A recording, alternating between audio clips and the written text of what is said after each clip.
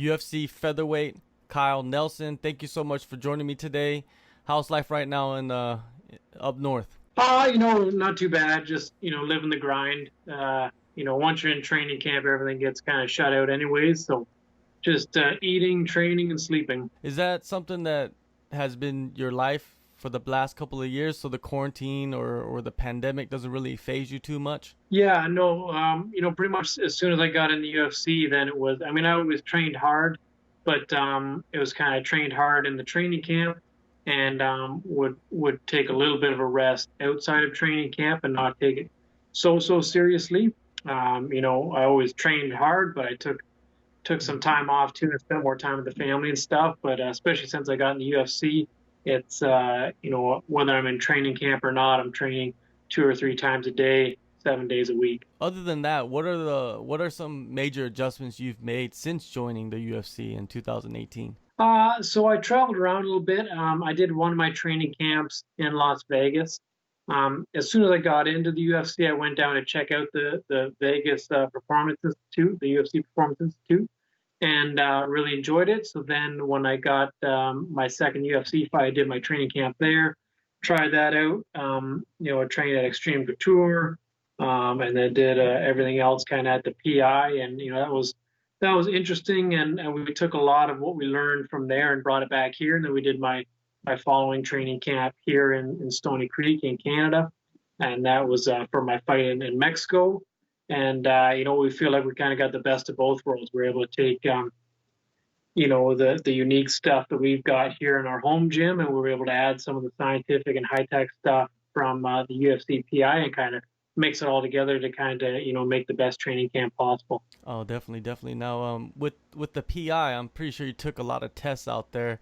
Did you find out anything unique about yourself that you didn't expect? Yeah, so we did a lot of, strength tests, speed tests, stuff like that. Um, but I wouldn't say it reaffirmed some stuff that I think me and my team already knew.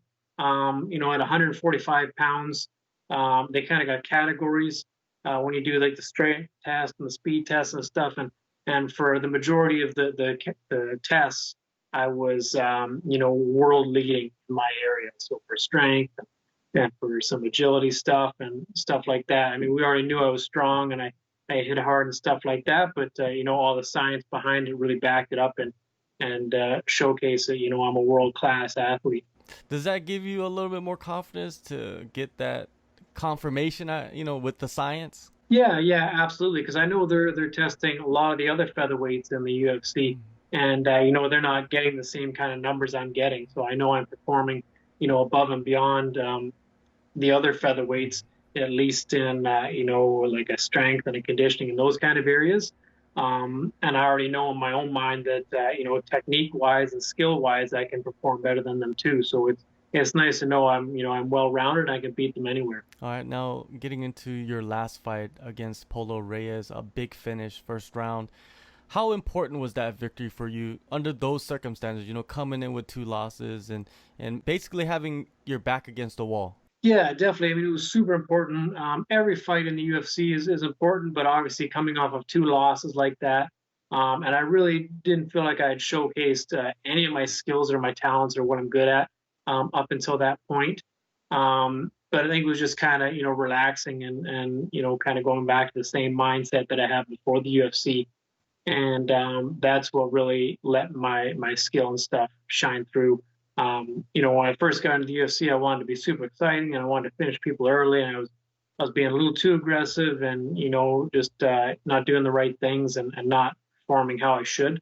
So just being calm and having the right mindset going against Polo Reyes, everything kind of came together, and I was able to showcase what I can do. It's been almost a year since that last fight. Besides the pandemic and your canceled fight a couple months back, what was behind the long layoff? I don't know.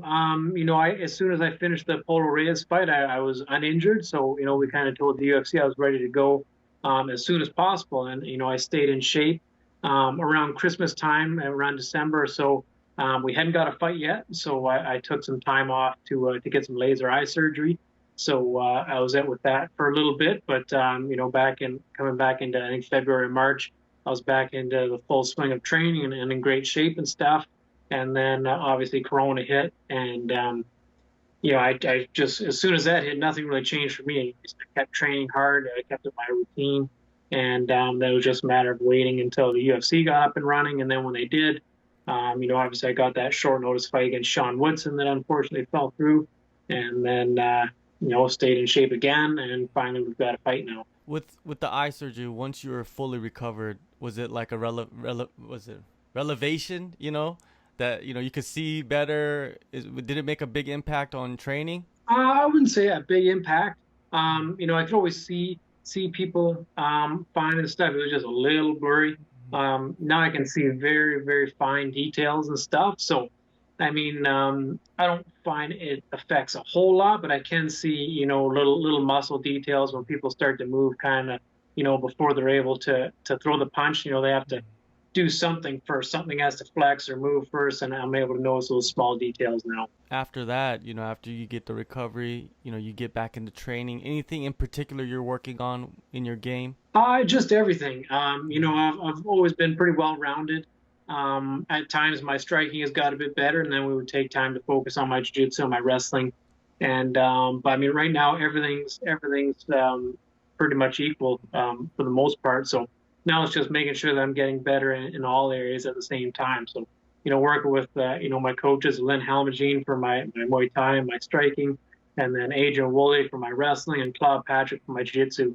It's really elevating every level of my game. Now, the Sean Woodson fight, of course, it was canceled because of visa issues. Now you get rescheduled to take on Billy Quarantillo September 12th.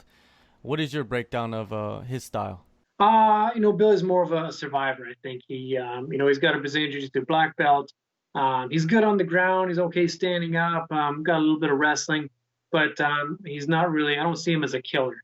You don't see him coming out and really looking to take people apart and hurt them and stuff.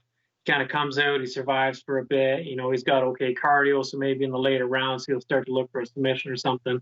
But yeah, I definitely don't see him as a scary opponent. I'm a killer. I go in there and I'm looking to finish. I'm looking to hurt people.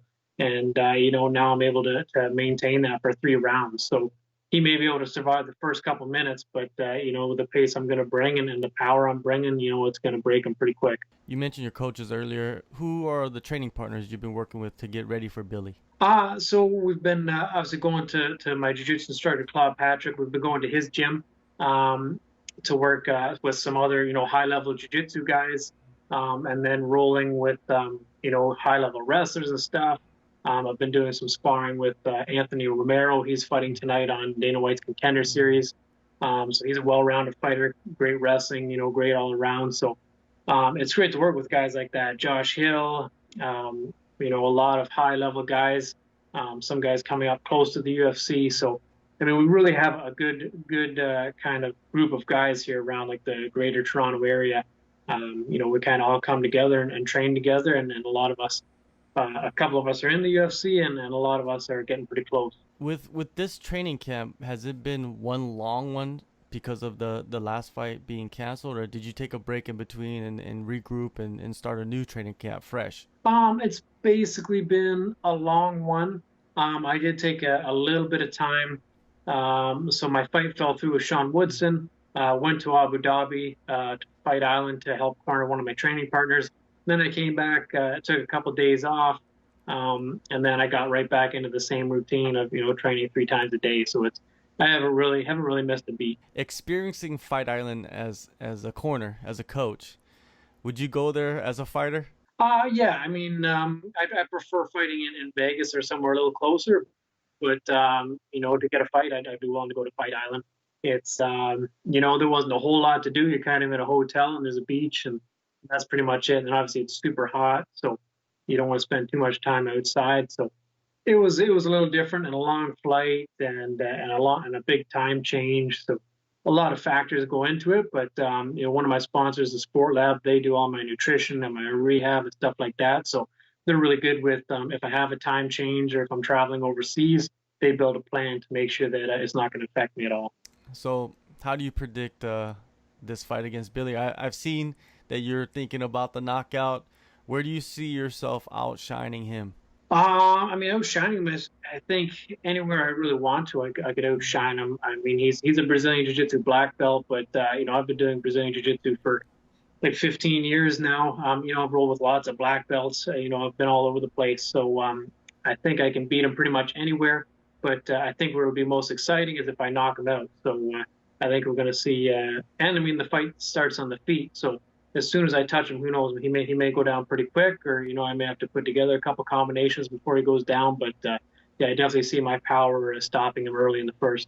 Do you think the black belt in jiu-jitsu, it's over exaggerated in the world of MMA? I think it is nowadays. Like myself, again, I've been training for about 15 years in jiu-jitsu, but I haven't been doing 15 years in gi jiu-jitsu. So the reason I don't have a black belt is because I didn't stick to the gi. I did the gi for a couple years, and then I knew my focus was going to be MMA, so I kind of drifted away from the gi. Um, Again, I think the gi has its uses, but I think to train primarily in the gi or spend too much time in the gi, it doesn't help you with MMA. So I think a lot of guys are going that route, and they have the submissions and the grappling of black belts. They just didn't spend the time in the gi to officially get a black belt. All right, a couple more questions, and I wanted to get into the featherweight division. Pick your brain about that. It seems like the featherweight division doesn't have a clear-cut title contender. Who do you feel like should get the next crack at Volkanovski? It's hard to say. I mean, I've still heard in some circles people talking about Max Holloway just because those two fights were super close.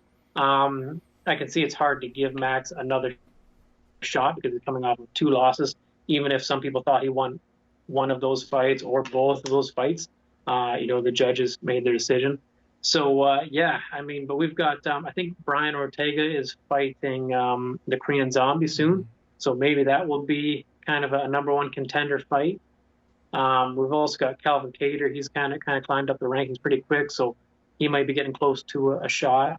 So yeah, I think the featherweight division is pretty stacked there in the top 10, top 15. But yeah, we'll see what happens. The featherweight division is stacked at the top 30. You know what I mean? Like, it's crazy the amount of talent that you guys have, and you yourself possess, and you're climbing up the ranks too. Do you see Volkanovski keeping the title for an extended period, or is the division just too competitive? I think it's too competitive. I think obviously I see he's good in certain areas and stuff, but I think the fights with Max Holloway have showed some holes and stuff in his game. He's good all around, but a really good striker with some wrestling defense. I think can give him a hard time. Yeah, I don't think he's going to stay champion for long. All right, Kyle. Thank you so much for the time, man. You're back in action September 12th, UFC Fight Night in Las Vegas. Appreciate the time. Yeah, thanks a lot for having me on. Hey guys, Sasha Platnikoff here, letting you know to tune in to SCMP Post Fight for all your weekly martial arts news.